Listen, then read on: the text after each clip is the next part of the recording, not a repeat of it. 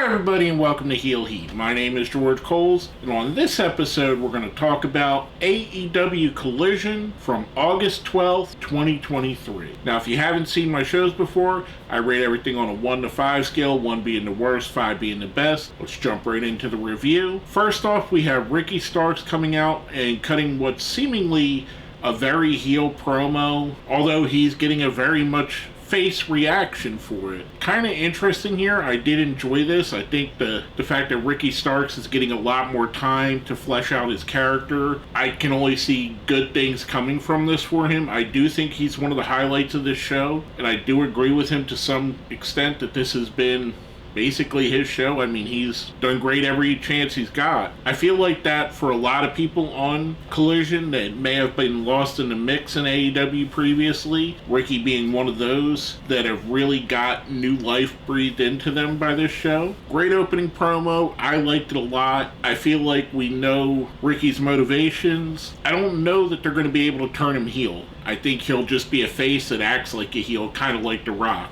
That's followed up with our first match of the show. We get the Acclaim, who are coming out for the first time without Billy Gunn, and they're going up against the Iron Savages. I thought this was a good match, and from what I've seen of the Iron Savages, I do like them. I haven't seen much of the Ring of Honor stuff because I don't have Honor Club, but I've seen bits and pieces of matches of theirs. I've seen them on Being the Elite. They have a look, and I think they're good wrestlers. This to me kind of felt like a step back for the Acclaimed. The package with Billy Gunn was so hot, and I understand if Billy wanted to retire, no knock on the man, he's an absolute legend, give him his retirement, but it feels like it brought the Acclaimed back a bit. He gave so much to that team that he's going to be hard to replace. Ultimately, the Acclaimed pick up the win here. I'm giving this one a 3. That's followed up with a backstage promo with the Bullet Club Gold, and they are exactly what it says in their name. Absolute gold. These guys, whether it be in the ring, on the mic, they are a perfect faction in my opinion. They're witty without being too over the top. They're serious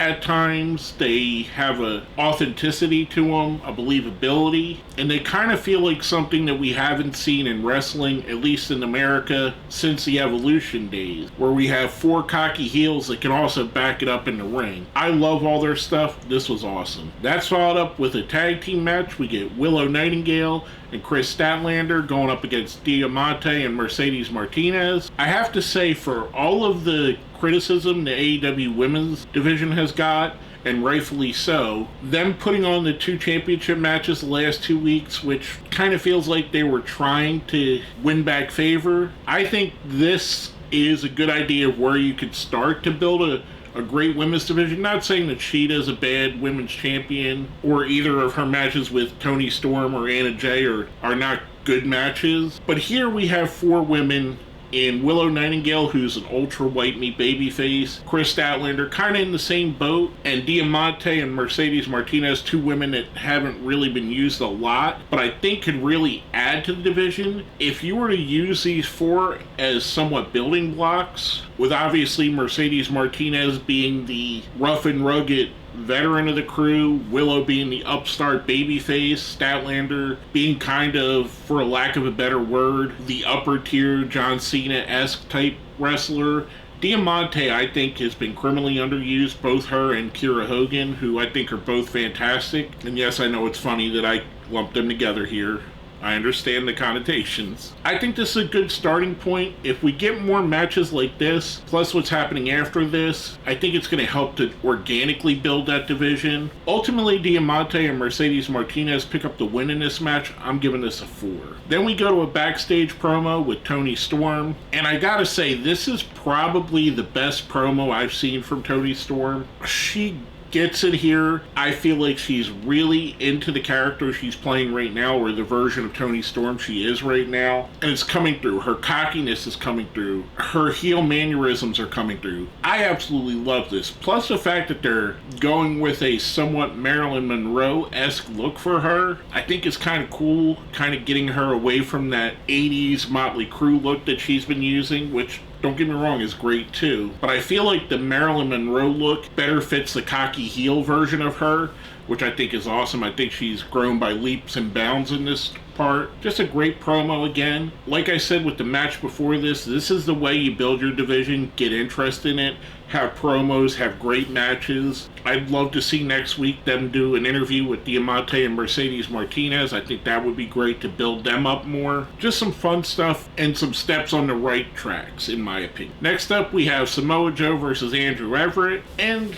I want to say I was a bit disappointed in this match. And not that it's a bad match, but the fact that we got someone like Andrew Everett, who I find very entertaining, and he was basically used here as cannon fodder for Joe. It kind of felt similar to the Iron Savages earlier in the show, where there was no way I thought Andrew Everett was going to win here. I do think he's a good wrestler, and I think he could be used as something. Hopefully he gets other chances to prove himself. Obviously, Joe runs right through him, picks up the win here. The crux of this really is the story after the match, where Joe continues to call out CM Punk, says, "I gave you the opportunity. I made a mistake by offering you a match. Now I'm going to bring the fight to you." Kind of foreboding what would happen later on in the show. I thought this was great. I love everything that Joe does. Joe is a great promo. Joe is a great wrestler. This was fantastic. I'm giving this a 4. That's followed up with Christian and Lucasaurus in the ring, kind of talking down the Carolinas, talking down Greensboro, even taking the cheap shot saying that LeBron James is better than Michael Jordan. Spoiler, he's not. Jordan's the greatest of all time, and that's coming from a 76ers fan. As they're talking about the Carolinas,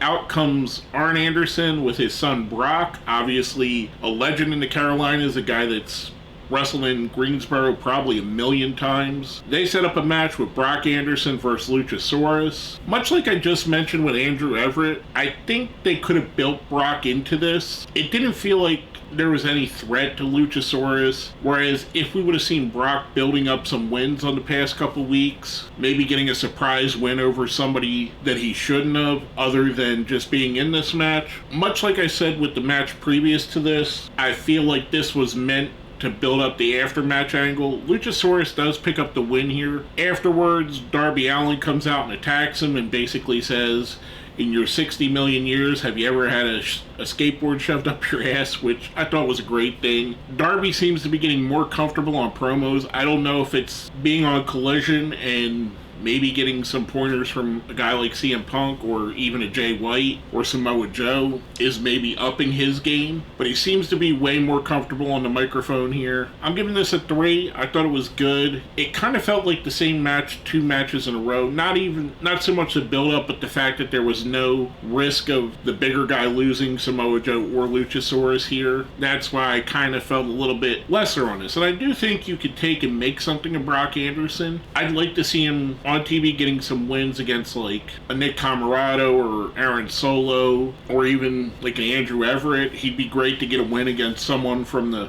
Mogul Embassies. Start building him as something important. I do like Arn Anderson with Brock Anderson more than I liked Arn with Wardlow. He seemed to be more involved in this. I hope they build the kid because I'm a fan of Arn, so I'm predisposed to like his son. Next up, we get Powerhouse Hobbs, who comes to the ring.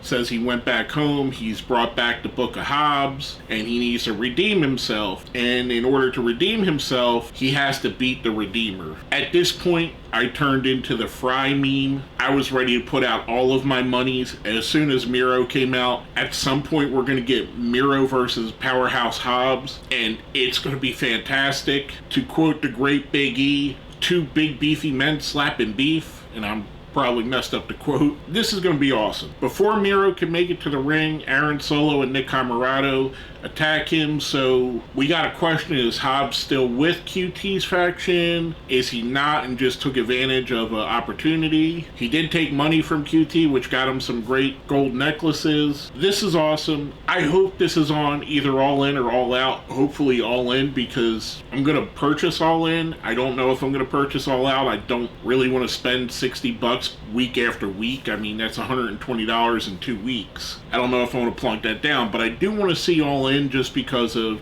the Wembley effect, and hopefully we get some really good main events put in there, or a really good main event from Adam Cole and MJF. So I've committed out of the two, that's the one I'm buying right now, and they're really going to have to sell me on All Out. Speaking of main events, we get to our main event of the show for the Trios Championship. The House of Black, Buddy Murphy, Brody King, and Malachi Black going up against CMFTR, Cash Wilder, Dax Harwood, and CM Punk. I thought this was great. There were a lot of great moments in this. JR on commentary for these main events these last couple weeks has really added something to the commentary team, which I already think is one of the best commentary teams in the world. I can't wait till Kevin Kelly's back and get the full effect of it. I know he's been maligned in the past couple years, but there's really no better announcer in the history of wrestling than Jim Ross. And yes, he's up in age, and yes, there were times I felt like he was cranky and out of touch with what was going on in AEW. But using him just for the main event like this, I think may put that bloom back on the rose on what I consider is the greatest announcer in wrestling history. And this is coming from someone that's watched all the greats, watched